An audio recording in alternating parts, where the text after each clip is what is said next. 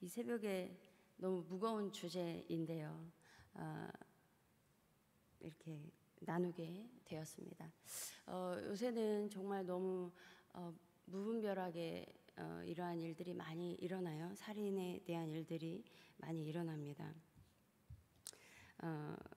근데 말 그대로 누군가를 살인하지 말라는 것인데, 왜냐하면 하나님의 형상으로 지어졌기 때문이에요. 우리가 모두가 하나님의 형상으로 하나님을 닮았기 때문에 나 자신의 생명도 소중히 생각해야 되고, 또 상대방의 사람들의 생명도 소중하게 생각해야 하는 것입니다.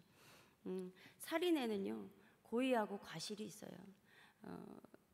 고의가 있는 살인자에 대하여서는 이유 여하를 불문하고 하나님께서 사형으로 다스리셨습니다. 그런데 과실이 있었을 때는 조금 달라요. 우리가 실수로도 생명과 관련해서는 조심해야 하는데, 정말 생각하지 못하게 사고가 일어나는 경우가 있잖아요. 이것을 성경에서 부지 중에 누군가를 죽였을 때라고 말씀하고 있습니다. 그래서 신명기 19장 5절에 보면 그 예를 한 가지 알려줘요. 가령 사람이 그 이웃과 함께 벌목하러 갔다가 그 산림에 들어가서 이렇게 도끼로 이렇게 나무를 딱 찢는데 도끼가 빠져서 날아가서 이웃이 맞았어요. 그래서 죽게 되었을 때, 이런 것들을 얘기하고 있어요. 이럴 때 어떻게 다루느냐, 성경 안에서 어떻게 다루느냐라는 거죠. 이렇게 고의이든 과실이든 누군가를 죽이게 되었을 때 고대 이스라엘에서는 도피성으로 도망갈 수 있도록 장소를 마련해 두었습니다. 12지파가 요단 동쪽과 서쪽에 살았잖아요. 그 도피성은 6곳을 두었어요. 동쪽에 3곳, 서쪽에 3곳을 두었습니다. 그래서 이러한 일이 일어났을 때 그 도피성에 달려가는데 누가 달려가든 하루길이면 다 달려갈 수 있는 곳에 다 위치해 두었어요. 그래서 이 도피성으로 도망갈 수 있는 사람은 이스라엘 자손뿐만이 아니라 타국인이든 나그네, 여행객이든 이러한 일이 일어났을 때 모두가 그쪽으로 도피성으로 도망갈 수가 있었습니다. 그래서 신명기 19장에서는 모든 살인자를 도피성으로 도피하게 하라라고 했어요. 그래서 그 다음에 회중 앞에서 재판을 받게 되는 거예요. 재판을 받을 때는 자백만으로 안 돼요. 증인이 필요했습니다. 2사람이나 3사람의 증인이 필요했어요. 그래서 적어도 2사람 이상이어야 했습니다. 증인은요. 이렇게 사람을 죽인 자일지라도 살인을 했다고 해서 사형을 바로 시키는 것이 아니라 고의가 있는지 없는지 확인 절차가 필요해요. 왜냐하면 살인자일지라도 그만큼 생명을 함부로 다룰 수 없기 때문인 것입니다. 이렇게 재판을 진행한 결과 고의로 판명이 되었어요. 그 살인이 고의로 판명이 되면요, 그 살인자가 살던 성읍의 장로들이 도피성으로 사람을 보내요. 그래서 붙잡아다가 피해 보복자의 손에 넘겨주어 죽이게 했습니다. 여기서 피해 보복자가 누구냐면요, 죽임을 당한 피해자의 가족이나 친족 중 한 명이 그 살인한 가해자를 똑같이 죽일 수 있는 사람이었습니다. 그래서 이 피해 보복자는 개인적인 복수자가 아닌 거예요. 개인적으로 복수해서도 안 되고요. 그래서 막무가내로 보복해서 안 되고 절차대로 해야 되는 거였습니다. 그래서 하나님의 심판을 대신하는 이스라엘 공동체 안에서의 합법적인 자였어요. 그래서 이 보복은 살인으로 보지 않습니다. 이렇게 고의로 사람을 죽인 자를 사형시켰는데요, 그 이유가요, 창세기 9장 6절에 다른 사람의 피를 흘리면 그 사람의 피도 흘릴 것이니, 민수기 35장 33절에 너희는 너희가 거주하는 땅을 더럽히지 말라. 피는 땅을 더럽히나니 피 흘림을 받은 땅은 그 피를 흘리게 한 자의 피가 아니면 속함을 받을 수 없느니라. 생명은 생명으로 갚아야 한다고 말씀하고 있는 것입니다. 그래서 고의로 살인한 자에 대해서는 사형을 집행하였고, 이때는 무조건 사형이었어요. 그런데 만약에 고의가 아니라 실수로 사람을 죽였을 때, 마찬가지로 그 자가 도피성으로 도망가면요, 이 자 역시 회중 앞에서 재판을 받게 돼요. 그래서 실수로 죽였구나 라고 판결이 나면요, 그때부터 도피성에서 살게 되는 거예요. 지금으로 말하면 감옥과도 비슷하다고 생각하면 될 것 같아요. 완전 감옥하고 똑같다고는 볼 수 없지만 이제 그 안에서 나갈 수 없어요, 절대. 예. 그 자기가 재판받을 당시에 그 대제사장이 죽을 때까지 그 도피성에서 절대 나가면 안 되었습니다. 그런데 만약에 대제사장이 죽지 않았어요. 그런데 나갔어요. 예. 그러면 이제 만약에 피해 보복자가 이렇게 보고 있다가 하고서 그 사람을 죽이게 되어도 그 책임을 묻지 않아요. 죄를 묻지 않아요. 왜냐하면 나가지 말아야 되는데 나갔으니까 그렇게 됐기 때문에 그렇게 했습니다. 그래서 도피성에서 아무 문제 없이 살다가 대제사장이 죽게 되면 그 살인자는 자신의 살던 성읍으로 돌아가서 다시 자유롭게 살아갈 수 있는 거예요. 이렇게 살인은요, 고의에 의한 것이든 과실에 의한 것이든 가장 무겁고 가장 신중하게 다루는 문제고요. 그에 합당한 처벌을 받는 것입니다. 그런데 살인으로 보지 않는 예외가 있어요. 사형이 그렇습니다. 사형제도가. 사형은 살인으로 보지 않아요. 좀 전에 봤던 그 피해 보복자의 보복이 살인이 아닌 것입니다. 당시 고대에서는 동해복수법이라고 해서요, 눈에는 눈, 이에는 이 이렇게 처벌을 했죠. 그래서 레위기 24장 21절에 사람을 죽인 자는 죽일지니라고 말씀하고 있어요. 그러니까 생명은 생명으로 갚으라고 말씀하고 있는 것입니다. 그런데 이게요, 고대 시대에 이러한 법이 있었던 이유가 만약에 또 이러한 법이 없었다면요, 사람은요 자기가 피해 입은 것보다 몇 배로 갚아주는 게 사람의 마음이거든요. 예. 근데 자기가 그 사람이 범죄한 것보다 과도한 처벌을 하지 못하도록 이것이 제어 장치였습니다.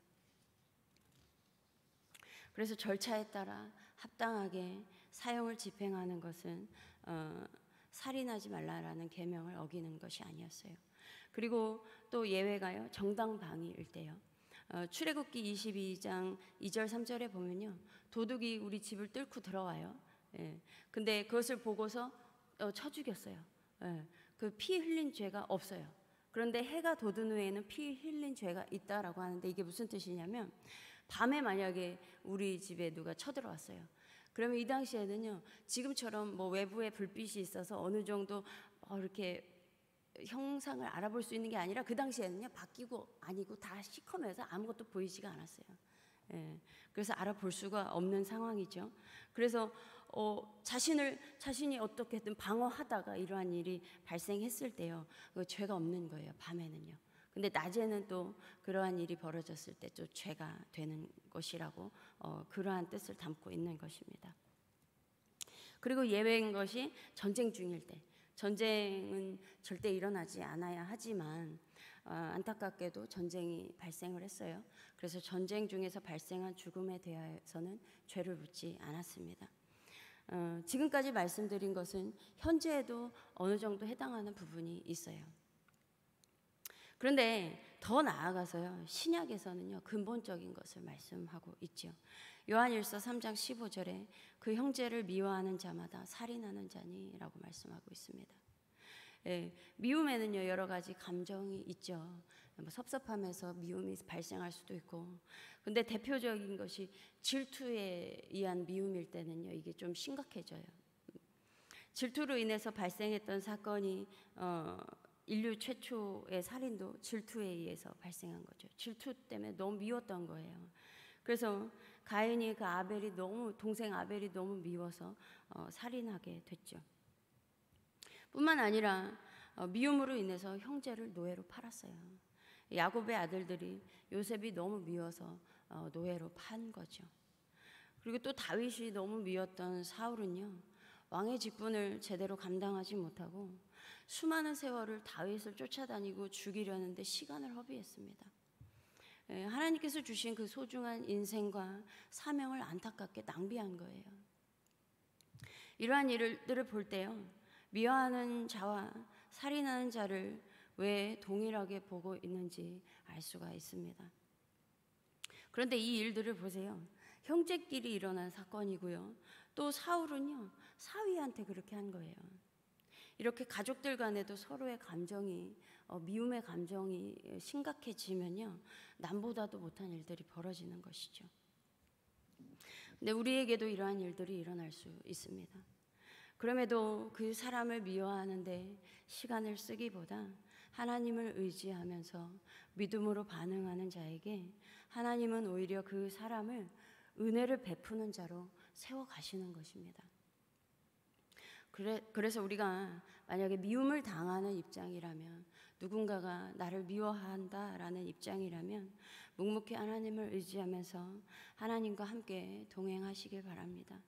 하나님과 함께 했던 요셉을 하나님께서 애굽의 총리로 세우셔서요, 형제들에게 은혜를 베푸는 자리에 세우셨던 것처럼 하나님과 함께하는 자에게 이러한 은혜를 베푸실 것입니다. 또한 자신을 죽이려는 사울을 다윗이 직접 원수를 갚지 않았어요. 하나님은 우리에게 원수를 사랑하라고 하셨지 원수를 갚으라는 것은 허락하지 않으셨습니다. 혹여 당장 원수를 사랑까지는 못하더라도 직접 원수를 갚지는 말아야 하는 것이죠. 원수 갚는 것은요, 하나님께서 하신다고 하셨어요. 하나님께서 하시면요, 더 완벽하고 공의롭게 해결되는 것입니다.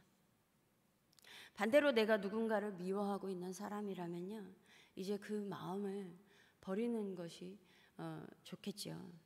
누군가를 미워하는 것은요, 에너지가 참 많이 소모되는 일이에요. 그래서 내 삶을 제대로 살 수가 없어요. 감정이 굉장히 많이 소모돼서요, 내 일에 집중할 수가 없습니다. 하나님께서 맡겨주신 그 일들을 잘 감당할 수가 없어요. 괜히 신경이 날카로워지고요, 결국에 보니까 나만 손해더라고요. 그러니까 우리는 미워해본 적이 저도 많거든요. 근데 그게 나만 손해예요, 결국에. 그리고 무엇보다 하나님께서 기뻐하지 않으시는 것입니다. 그래서 나에게 미운 감정이, 누군가를 향한 미운 감정이 있다면 이제부터는 누군가를 미워하는 마음으로 살아가는 것이 아니라 다시 넉넉한 마음을 달라고 하나님께 구하며 자신에게 주어진 삶을 감사함으로 잘 감당하며 살아가시기 바랍니다. 이것이 우리에게 주어진 한정된 시간을 낭비하지 않는 길이고, 내게 주어진 인생을 소중하게 가꿔가는 일이에요. 그리고 이것이 살인하지 말라는 하나님의 뜻을 이루는 것입니다. 그러므로 서로 미워하기보다 하나님의 뜻을 이루는 일에 온 마음을 쏟는 한성교회가 되기를 간절히 소망합니다. 다 같이 기도하겠습니다. 하나님 감사합니다. 아버지 주 하나님, 이 시대는 너무나도 예상치 못하고 예상해서도 안 되지만 하나님 너무 무분별한 끔찍한 일들이 많이 일어나고 있습니다. 하나님, 우리 서로가 하나님의 형상을 닮았다는 것을 다시 한번 인지하게 하시고, 내 자신의 생명도 소중하게 다루게 하시며, 또한 사람들의 이웃의 생명도 소중하게 생각하는 우리 모두가 되게 하여 주시옵소서. 그래서 하나님, 무엇보다 우리 안에서 생기는 그러한 여러 가지 일들을 서로 부딪혀가면서 살아가다 보니 여러 가지 미운 감정도 또 생기게 됩니다. 그러나 이것은 우리 자신의 인생을 더욱더 손해보는 일임을 다시 한번 깨닫게 하시고, 서로 미워하는 것이 아니라 하나님의 뜻을 이뤄가는데 더욱더 마음을 쏟는 우리 모두가 되게 하여 주시옵소서. 감사하며 우리 주 예수 그리스도의 이름으로 기도드립니다. 아멘.